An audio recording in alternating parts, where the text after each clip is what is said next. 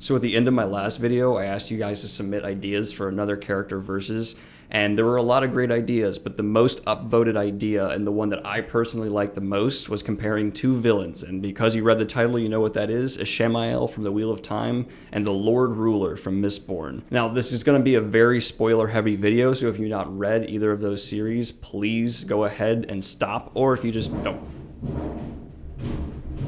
You just heard my washer break.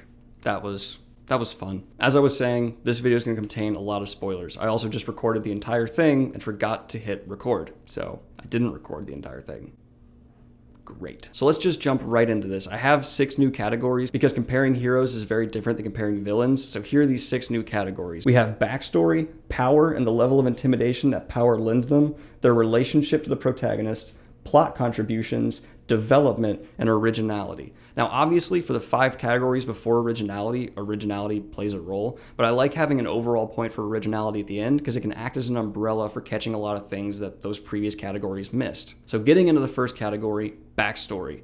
When it comes to backstory, the Lord Rulers is kind of delivered in an exposition dump at the end of the first Mistborn book. We kind of just get this huge exposition telling us what happened to him. That being said, while the delivery is a little ham-fisted, the overall backstory is very interesting. This once hero who was corrupted into making a society as horrible as the Mistborn society is pretty neat, and I haven't really seen that done before in fantasy. I really enjoyed it. That being said, the delivery does knock it down a little bit to me because I don't like exposition dumps, and it's undeniably a massive exposition dump that somewhat fits the narrative of what's going on, but still, just don't do that. Next up, we have Ishamael's backstory, and you could fill an entire book with it. This guy has been manipulating events for literally millennia, and is one of the main reasons why the Shadow is so successful throughout history. He's really an amazing villain in the aspect that he is such an ominous presence throughout the story. He isn't mentioned for books at a time, but his actions have consequences that affect everything. He's responsible for the Trolloc Wars and the fall of Arthur Hawkwing's empire. And going even further back, his decision to join the Shadow being a logical one is fascinating and makes him stand out from the rest of the Forsaken like a beacon. His eventual self-loathing for his decision and going absolutely insane, as well as discovering his own connection to the Dragon Reborn. All these things build him to be a character that has presence permeating Wheel of Time forever. His level of intelligence and manipulation is established, and for these simple reasons, I have to give the first point to Ishamael. He has one of the best backstories of any villain I've ever seen in fantasy.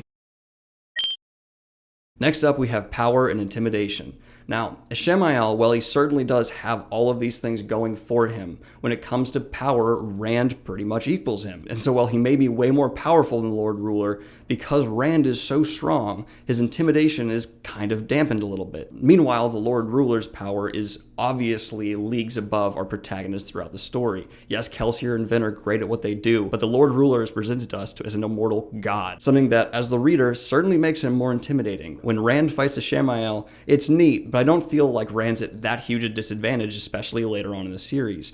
Meanwhile, when the Lord Ruler enters the battlefield, it has presence. You absolutely fear for our protagonist's lives, justifiably so. Kelsier dies at his hands. This leads the Lord Ruler with a level of intimidation I don't feel like Ishamael is able to grasp. I think Ishamael is better at intimidating the reader, but when it comes to actual threat to protagonist and power lending to intimidation to the story, I think the Lord Ruler takes the win here.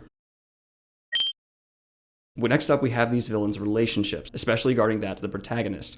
The winner here is also very clear. The Lord Ruler's relationship kind of comes as not much. He's just this godly figure in society who, while he's very intimidating, we don't really know his relationship to anything. He's definitely the motivating force behind our protagonist, and that's somewhat a relationship there, but he's not really even aware of it for a long time, and he certainly doesn't seem to care about our protagonists a whole lot. He actually seems to underestimate them, and who would blame him? He's a god. Meanwhile, Ishamael's relationship to Rand alone gives him the win here, let alone the relationships to all the nations, the history, and everything he's manipulated throughout his millennia-long lifetime. And Ishamael has one of the most intimate relationships with Rand of anyone in the series, and that's saying something. He almost has a familial bond with Rand. Their level of connection is intense. Ishamael, once he morphs into Moradin, especially reflects what could have been for Rand. I love this relationship, and it's beautiful. It's almost like poetry, and Ishamael easily takes the victory here. Now next up we have plot contribution. How much did they contribute to the plot being the way it is? Ishamael has a lot to add here. He has shaped historical events for thousands of years, as I mentioned before, and during the series, his presence is felt shifting everything again and again. Aside from that, he's one of the reasons that Rand struggles throughout the series the most. That is a heck of a lot for the Lord Ruler to go up against. That being said, the Lord Ruler has a lot of ammo here. He is the builder of the setting the entire Mistborn series takes place in. He built this reality in a way. He is the driving force behind it all. There would be no Mistborn plot if it was not for the Lord Ruler. He really is what the arrow of the plot is directed at. And while Ishamael might be kind of steering the plot from the outside throughout the entire series, Mistborn's first book entire plot is aimed like an arrow at the Lord Ruler. I kind of almost want to call this one a wash, but I don't really like giving draw points here, and I'm going to give it to the Lord Ruler, just because he is really the initiating entire plot for the first book. You have to kind of hand it to him there, especially with him killing Kelsier. That actually changed the entire Mistborn world's future forever. Meanwhile, while Ishamael does shape the nations, once the story actually starts, he doesn't contribute a whole lot outside of just manipulating random nations. He never really directly kills a main character we're connected with. Now we're going to go towards development, and again, the winner here is pretty clear. The development of the Lord Ruler throughout the book is absolutely minimal. Meanwhile, Ishamael literally transforms into Moradin. We see him regain his insanity and become the presence he must have been in his prime. That makes him much more intimidating and feel like a real force to be reckoned with. Also, the brilliance of his development in tricking the reader is something I enjoy. It may not be the development of the character itself, but it's the development of our perception of him. We believe Ishamael is the Dark One for the first read through of the Wheel of Time in the first few books. He is presented that way, and why would we doubt it? He certainly has the absolute presence to back up that ability. And once that rug is pulled out from under us, the real scope of the Dark One is revealed. If this was just one of his main soldiers, how intimidating is the Dark One himself? That brilliant subversion of the reader's expectations by changing our perception of Ishamael is something I really enjoy, and is actually one of my favorite reveals in all of the Wheel of Time. So when it comes to development, this point also goes to Ishamael.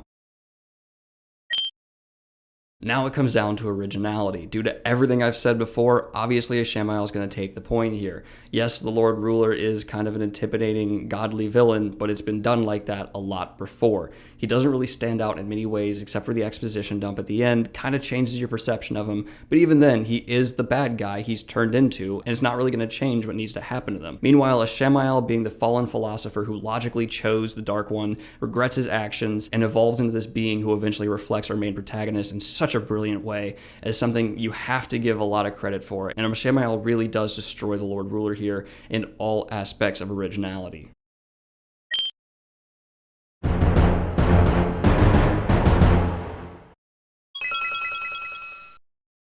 This is probably the most one-sided fight I've ever had to do for one of these videos, because Ishamael really is a beacon of what every fantasy villain should try to be. He has a whole lot of character, depth, and personality to him.